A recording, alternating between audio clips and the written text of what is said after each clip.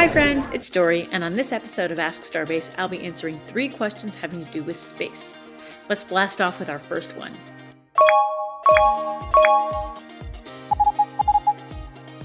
Our first question comes from Ghost47. They would like to know, how long does the average space mission take? Right now, the average manned space mission takes about 6 months. Take people out of the equation though, and the average changes drastically. Some missions don't make it off the launch pad, while others last well beyond their planned date. For example, many of Russia and NASA's early experiments failed to reach orbit, crashed into, or missed their targets, so the missions were much shorter than planned.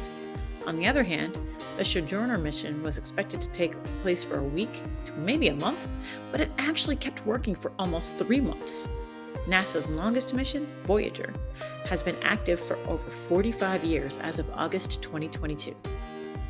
The second question has to do with the International Space Station, or ISS.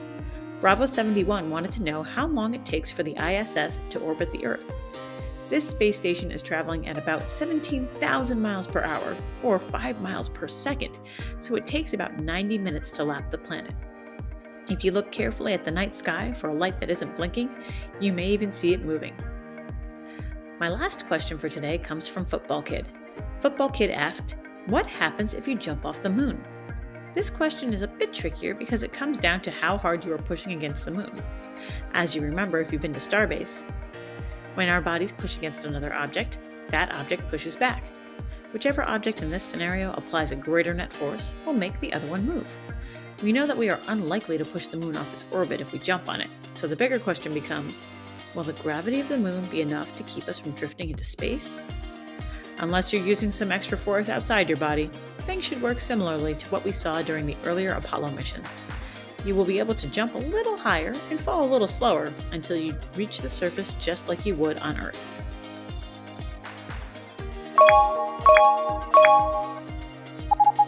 Thank you for watching this episode of Ask Starbase, and a special thank you to Ghost47, Bravo 71, and Football Kid.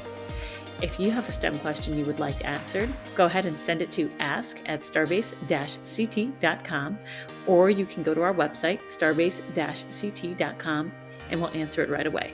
Stay safe and be well. Bye!